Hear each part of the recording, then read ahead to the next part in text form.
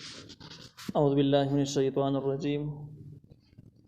بسم الله الرحمن الرحيم. فأثابهم الله بما قالوا جنات تجري من تحتها الأنهار خالدين فيها وذلك جزاء المحسنين. سورة المائدة 37 نمبر آیت. په دې ځای کې د هغه عیسایانو دپاره چې کوم درې صفتونو والا خلک وو چې زړونه یې نرم وو، تکبر پکې نه وو، او رهبانیینو د دنیا سره یې مینه نه وه، قسیسینو یعنې جاهلان نه وو، عالمانو. او دغه درې صفتونو والا خلکو چې د نبي علیه السلام سره کومه وفاداري کړې وه، قرآن باندې کوم قسم ایمان راوړی و، د هغې دپاره د آخرت بشارت ذکر کېږي، بشارت اخروي، د آخرت خوشخبري ذکر کېږي. الله تعالی فرمایي فاثابهم الله بما قالوا، نو بدله ورکړه دوی ته الله تعالی د هغه سوچ دوی ویلي. دلته کې د قالو د اقرار خبره راغله چې دوی د کومې خبرې اقرار کړی د هغې بدله الله ورکړه. مخکې ذکر شوي چې مما عرفو د هغې وجې نه چې دوی حق پېژندلی و. وروسته بس بیا راځي وذلک جزاء المحسنین، دا بدله ده نیکانو خلکو ده. نو دې ځای کې د دریو خبرو جمع وشوه. یو دا ده چې حق یې پېژندلی و، دویم د حق اقرار یې کړی، بما قالو کې اقرار ته اشاره ده، حق اقرار یې کړی و. دریم د دغه اقرار نه وروسته یې عمل کړی و. نو دغه درې څیزونه چې راجمع شو نو فاثابهم الله، الله تعالی ورته بدله ورکړله آخرت. او داسې بدله ورکړله چې جنات د باغونو به یي تجري من تحتها الانهار خالدین فیها، بهیږي به لاندې د هغې نه نهرونه او همیشه به یې په دې کې. دا معنی په دې اعتبار سره په دې وجه کې دا ټول وضاحت بیا راغلی د مخکې نه. واذا سمعوا ما انزل الى الرسول، دغه ځای نه به راونیسي. نو دې کې بیا مما عرفو دا د علم خبره شوله چې حق یې وپېژاندو، بما قالو کې اقرار شو، محسنین کې نیک عمل شو. که دا معنی په دې طریقه باندې راوانلی صرف بما قالو ته راوالي، نو دا بیا په باطلو فرقو کې یو فرقه د هغې ته کرامیه وایي. د کرامی عقیده دا ده چې صرف د حقې خبرې اقرار چې ته یو پیر وکړي نو جنت ته به راسي، که عمل ورسره نه وي نو هم خیر دی، او که یقین دې پرې نه وي نو هم خیر دی. صرف دا وینا وایي کار کوي، د دم په شانته کار کوي. دغه عقیده باطله ده. زموږ د اهل السنت والجماعت عقیده دا ده چې علم او اقرار چې دواړه یو ځای شي نو دا ایمان شي. عمل چې ورسره ملګری شي نو دا د ایمان کمال شي، ایمان انتها ته ورسېږي. عمل دې لرې کړي نو دغه ایمان ناقص پاتې شي، کمزوری پاتې شي. نو بیا کامل ایمان تا جنت ته بوځي بدخول اولی سره، بغیر سزا تېرولو نه ډایرکټ به جنت ته ځي. بغیر د عمل نه چې عمل دې کمزوری نه ایمان لري نو جنت ته به ځي، خو یو ځل به ځي، یعنې سزاګانې به تېرې، هغې نه بعد به ځي، دخول ثانوي سره به ځي، ثانوي سره به ځي. دا زموږ د اهل السنت والجماعت عقیده ده. د باطلو فرقو پکې ډېر بحثونه شته دی. یو فرقه پکې د کرامیې ده چې هغې وایي بیا مقالو کې صرف د اقرار خبره ده چې اقرار د رښتیا وکړه، که یقین دې پرې نه یم خیر دی، که عمل دې نه یم خیر دی، وایي بیا به جنت ته لاړ شي. لکه دې زمانه کې چې ډېر خلک د اعمالو نه منکر روان دي، هغه زمانه کې هم ډېر خلک د عقیدو نه انکار کوي، ډېرو عقایدو نه منکر وو. نو دې ځای کې موږ وویل چې د عیسایانو په بحث کې درې خبرې راغلي. مما عرفو علم پکې راغلی دی، بما قالو کې اقرار شو، محسنین کې عمل شو. چې دا درې واړه کارونه دوی کړي دي نو الله تعالی ورته د داسې جنتونو زیری ورکړو چې هغې لاندې به نهرونه بهیږي او دوی به هغې کې همیشه وي. وذلک جزاء المحسنین، دغه بدله د نیکانو خلکو ده. محسنین نیک عمل کوونکي ته ویل کېږي. داسې عمل والا چې هغه عمل د شریعت برابر وي هغې ته محسن وایي. نو محسنین کې د عمل ذکر په خپله باندې راغی، د کرامی عقیدت نه ثابتېږي. والذین کفروا وکذبوا بآیاتنا اولئک اصحاب الجحیم، او هغه کسان کفرو چې هغې کفر کړی دی، وکذبوا بآیاتنا، او نسبت د دروغ یې کړلی زموږ آیاتونو ته. د مخکینو ښو صفتونو په مقابل کې چې کوم کسانو کفر کړی دی، نسبت د دروغ یې کړلی، تصدیق یې نه دی کړی، اقرار یې نه دی کړی، عمل یې نه دی کړی، د هغې په مقابل کې کفر کړلی، نسبت د دروغ یې کړلی. الله اولئک اصحاب الجحیم، دغه کسان خاوندان د جهنم دي. یا ایها الذین آمنوا لا تحرموا طیبات ما احل الله لكم ولا تعتدوا. دې ځایونو کې د عقایدو د ذکر کېدو نه وروسته احکام ذکر کېږي. د شریعت کم موضوعات چې د غټه بحث پکې د دوه خبرو کې د یو عمل بل عقیده عمل عقیده د شریعت او د قرآن غټ اصول دي. عقیده چې کومه ده نو د برانو آیات کې ذکر شوله، اوس بیا د احکام بحث شروع شو. عقیده چې په کوم علم سره ثابتېږي هغې ته علمي کلام وایي، او احکام چې په کوم علم سره ثابتېږي هغې ته اصول فقه وایي. دا یو جدا موضوع ده. بیا خو دې ذکر کې اوس فروعي احکام یعنی احکام بیا شروع شو. اصولي احکام عقیدو ته وایي، فروعي احکام اعمالو ته وایي. د دې د مخکینی آیاتونو سره مناسبت دا دی چې باقاعدو کې د عیسایانو یو صفت دا ذکر شو چې دا رهبانیین دي. رهبان دا درویش ته ویل کېږي، هغه کس ته ویل کېږي چې د دنیا سره محبت بالکل نه، تعلق یې کټ او ټول ژوند خپل ټول محنت الله تعالی رضا دپاره وقف کړی. په عیسایانو کې دغه درویشۍ کې به دغه رهبانیت کې ډېر زیات تجاوز یې کړی و، افراط یې کړی و، زیاتی یې کړی و. هغه په دې وجه باندې چې کله دوی به رهبانیت شروع کو نو د خپلو کورونو نه ولاړو ځنګلو ته، ځنګلو کې به ځان له جونګړې سازي کړي، په هغې کې به اوسېدل، په غارونو کې به اوسېدل. د دنیا هېڅ قسم د سهولت او د آرام شیزونه به یې نه استعمالول. تر دې حده پورې چې ودونه یې په ځان باندې حرام کړي، واده به جایز نه ګاڼو. زنانه ته به ډېر سپک نظر باندې کتل چې دا شیطان یو چال یو جال دی، د شیطان یو قسم دی، دا د انسان د نیکو اعمالو نه محرومه کوي. نو زنانو ته به په سپک نظر باندې بیا کتل. نو سوال دې ذکر کې چې د رهبانیینو صفت وشو، رهبانیت چې عیسایانو ته الله تعالی چې کوم د ایمان توفیق ورکوي نو په دې وجه ورکوي چې یو پکې رهبانیت. موږ د رهبانیت معنی کړې وه چې د دنیا سره مینه نه وي. نو اعتراض دا و چې په دغه کې خو ډېر شیزونه داسې هم شته په رهبانیت کې چې شریعت نه و حرام کړي دي، خلکو به ځان حرام کړي. د هغې به څه حیثیت دي؟ الله تعالی د هغه مسایلو ته مستقل بحث کوي چې کوم شیزونه الله حرام کړي دغې ته به حرام وي، چې کوم الله حلال کړي دغې ته به حلال وي. په دې ځای کې دغه رهبانیین خطا شوي دي او دوی دغه اصول د غلط دي، دوی د شریعت نه تجاوز کړی دی.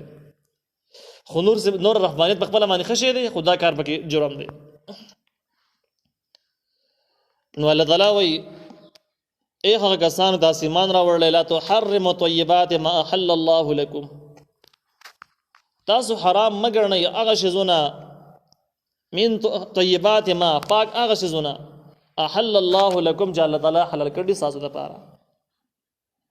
طیبات طیب چې کوم دی نو یو تعریف یې دا دی هر هغه شی چې د انسان طبیعت سلیمه یو روغ سړی صالح سړی د هغه طبیعت بد نه ګڼي، دا طیب دی. او چې د طبیعت سلیمه یو روغ سړی بد ګڼي، دغه طبیعت نه راخلي، نو دا په خبایثو کې دی، د دې تضاد به خبایث راځي. عبدالله ابن مبارک رحمه الله یو لوی عالم تیر شوی دی، د امام ابو حنیفه رحمه الله په شاګردانو کې دی. هغه وایي حرام هغې ته ویل کېږي چې هغې باره کې شریعت قطعي دلیل موجود دی چې دا حرام دی، او طیب هغې ته ویل کېږي چې د صحت دپاره مضر نه خطرناک نه، دا وایي طیبي. نو معلومه دا شوه چې په دې ځکه کې په دې طیب کې لږ غونته کې تحقیق شته دی، د علماو پکې اختلاف شته. چا دا ویل چې طبیعت یې بد نه ګڼي او چا دا ویل صحت دپاره خطرناک نه. نو دا اوس اجتهادي مسله شو. یو دین دی یو اجتهاد دی، په دې کې فرق دی. دین چې کوم قرآن صریح الفاظ دی یا احادیث دی دغه دین دی، دین انکار کفري. او دویم چې کوم دی مسلک یا مذهب دی چې کوم آیا د کوم لفظ معنی صریح واضح نه یو، باقي د مجتهدینو کوم بحثي، نو هغه اجتهادي مسایلو هغه اجتهادي موضوعاتو ته مسلکونه یا مذهبونه ویل کېږي. د دین نه په انکار باندې څوک کافر کېږي. لکه سړی وایي زه طیبات ټکي د قرآن نه منم، د دې نه زه منکر یم، دا به کافر وي. خو په اجتهادي مسایلو کې چې کوم د مسلکونه یا مذهبونه ویل کېږي په هغې څوک نه کافر کېږي. لکه اوس سړی یو کس رای دا ده چې یاره طیبات هغه شي ته ویل کېږي چې صحت لپاره خطرناک نه وي، خو دا بله معنی نه منم چې یاره د طبیعت یې ښه نه ګڼي نو دا به طبیعت یې ښه ګڼي طیب به یو جنې ګڼي نو خبیث به دا نه منم. دا د اجتهاد نه منکر شو، اجتهادي مسایل نه منکر شو. دا د قطعي منصوص مسایل نه منکر نه دی، د اجتهادي مسایل نه منکر شو. نو دا یو مسلکي مسایل انکار شو. نو په مسلکي مسایل انکار باندې څوک نه کافر کېږي. او د اصولي چې کوم دین دی صریح الفاظونه انکار کېږي هغه بیا کافر کېږي.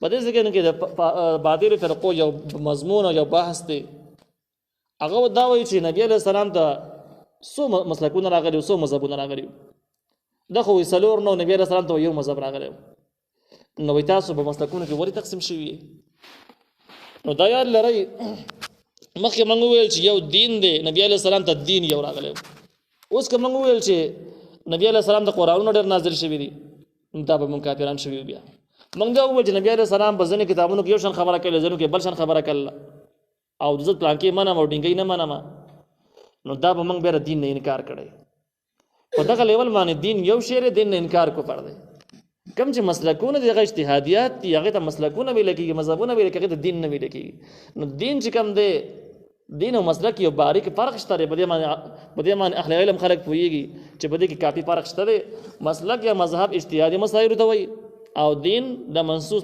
احکامو ته ویل کېږي منصوص ته ویل کېږي نو دې ځکه کې طیبات دا منصوص دی دا دین دی انکار دی کفر دی تشریح کې فرق دی اختلاف تر مجتهدینو پکې دغه دوه اقوال تاسو ته مو وویل دې ځکه کې یو بله اهم موضوع دا ده چې حرام څه ته وایي او حلال څه ته وایي نو په دې ځکه کې د اهل السنت والجماعت عقیده دا ده چې کوم شی ته شریعت حرام ویلی دی نو هغه حرام دی کوم شی ته شریعت جایز ویلی دی نو هغه جایز دی اوس ډېر شیزونه به داسې وي چې شریعت په هغې باره کې سم نه دي ویلي قرآن او حدیثو پکې څه نه دي ویلي صریح پکې څه نه دي ویلي هغې اصول شته اصول نه معلومیږي خو قرآن او حدیث په هغې کې صریح بحث موضوع نشته موږ اهل سنت والجماعت عقیده دا ده چې قرآن او حدیث په یو څیز باره کې د حراموالي د حلالوالي صریح بحث نه دی کړی نو هغه شیز نه حرام دی او نه حلال دی بلکې هغه موقوف دی هغې ته موږ د حلالو نظر هم نه کوو د حرامو هم نه کوو تر څو پورې چې د یو بل دلیل نه موږ ته پته نه لګېدلي چې دا څه شی دی زموږ سره دوه دلایل نه د یو اجماع د بل قیاس دی په اجماع کې به وګورو که اجماع کې معلوم شو د هغې حلالوالی حراموالی معلوم شو خو مسله حل شو که دغه ځای کې معلوم نه شو دا بیا قیاس ته به وړی شي په قیاس باندې به حل شي یو ځای کې معلوم شي لیکن د معتزله عقیده دا ده چې کوم شیز ته الله تعالی حرام ویل هغه حرام دی کوم ته چې حلال ویل دی هغه حلال دی کوم مبارک چې هېڅ نه دی ویل هغه حلال دی دا عقیده د معتزله ده بیا زمونږ د دې زمانې ډېر ګمراه شوي خلک ځان اهل سنت والجماعت کې شاملوي خو شامل نه دي هغه مجتهدین او اکابر د سپک نظر باندې ګوري او رضا نه څه کتابونه لیکلي دي نو په دې کې هغوی داسې عقیده لیکلې ده چې یاره کم څیز ته قرآن او حدیث حرام نه دی ویلی هغه وایي حلال او پاک دی په دې موضوع باندې مناسب نه ده خو په هر حال باندې یو کتاب دی الحق الصریح په هغې کې د مشکات باندې یو شرح لیکلی شوی دی چا لیکلې ده نو هغه لیکلي دی چې لکه د سپي غول شو دغه شان د پیشو غول شو د قرآن او حدیثو کې څه نشته چې حلال دی حرام دی دې نومونه پکې نه دي راغلي یا د چرګې غول په حدیث او قرآن کې د نوم څه ګوري نو وایي دا پاک شو دا حلال شو د عقیدې مطابق خو د اهل سنت والجماعت عقیده دا نه ده اهل سنت والجماعت عقیده تاسو ما وویل چې کوم څه حرام قرآن د حرام ویلی حدیث حرام ویلی دغه شان شو حلال هم دغه شان شو چې کوم کې صریح نوم نه دی راغلی نو هغه به اجماع باندې حل کېږي اجماع نه چې پاتې شو په قیاس باندې به حل کېږي خو د دغه خلکو دلایل دوه دي یو قرآن دی یو حدیث دی اجماع او قیاس نه هغوی منکر دي نو په دې وجه باندې هغوی په سختو خطایو کې اخته شو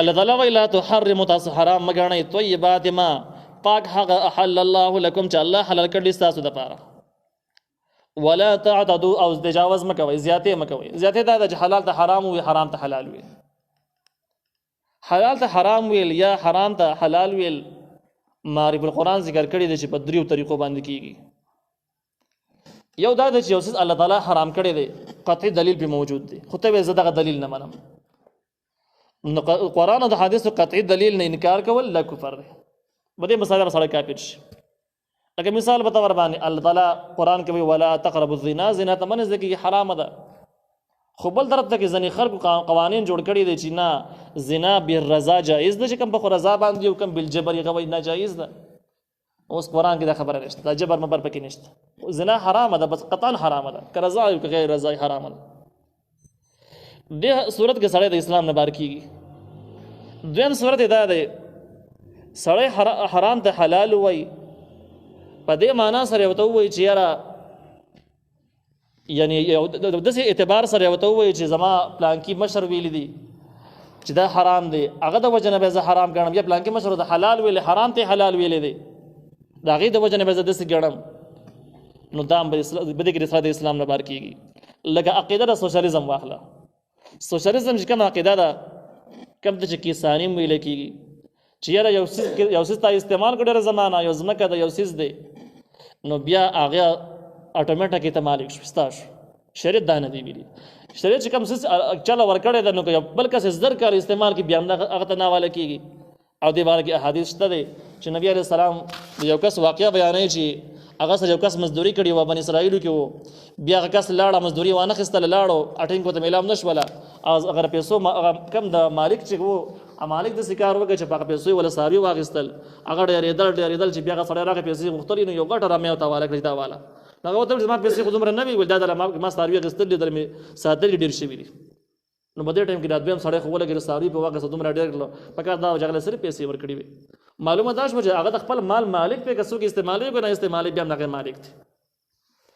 نو د سوشلیزم چې کومه عقیده ده چې زر زن زمین شریک والا قصه ده کومه ناجایز عقیده ده اگر که په دې کې لوی لوی مشرانو شی پاس کړی د قانون ولا جوړ کړی دی خو د شریعت خلاف دی. چې د شریعت خلاف دی نو په دې ټایم کې هم سړی د اسلام نه بهر کېږي. درېیمه خبره دا ده چې یو څیز ته داسې نه ګڼې چې یاره دا قرآن ویلي قرآن حرام کړی دی حلال کړی دی یا زما مشر ویلي داسې نه وي. خو دا شی ستا دپاره فایدهمند نه دی. فایدهمند تا ته نقصان ده صحت دپاره دی مضر دی تا دپاره نقصان کوي. ډېر شیزونه داسې چې یو انسان دپاره فایدهمند دی د بل دپاره نقصاني داسې وي. نو په دې ټایم کې دغه څه ته ځان باندې بند کړی دی او زه یې نه استعمالوي دا کار جایز دی. په دې کې څه قباحت نشته. فریض د وجه نه یو شی نه استعمالول دا جایز دی. نو دې سکن کې چې کوم موضوع ده چې تاسو حلال څیزونو ته حرام مه وایئ په دغه اعتبار سره مه وایئ چې قرآن یو شی صریح حرام کړی دی ته وایې چې نه دا حلال بل چا ویلی دی یا په دغه دلیل باندې زما اعتماد نشته دی نو دا کار بیا د اسلام نه سړی بهر کېږي. لکه مشرکانو چې کوم بحیره او صایبه او د کوم نومونه یې ښودلي وو کوم څاروو دپاره چې اسماني کتابونو کې هېڅ ذکر هم نه و په ځان یې حرام کړي وو نو شریعت د هغې نه منع وکړه چې دا عقیده مه ساتئ.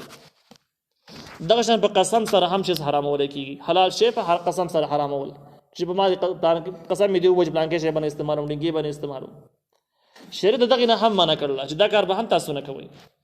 حلال شی به تاسو قسم په ذریعه باندې هم په ځان نه حراموئ. نو که چا داسې وکړه نو هغې دپاره د کفاري باس ورسره روان دی. نو الله تعالی وایي وکلو ولا تعتدوا زیاتې مه کوئ ان الله لا يحب المعتدین. یقینا الله تعالی محبت نه کوي د زیاتې کوونکو سره چې یو شی به الله حرام کړی دی به د حلال وي یا به الله حلال کړی دی به د حرام وي دا کار نشي کولی. حرامول او حلالول د صفت د الله تعالی د مخلوق ته حواله کول دا شرک دی. وکلوا مما رزقکم الله حلالا طیبا او خورئ د هغې نه چې الله درکړي تاسو ته حلالا چې حلال دي طیبا او پاک دي.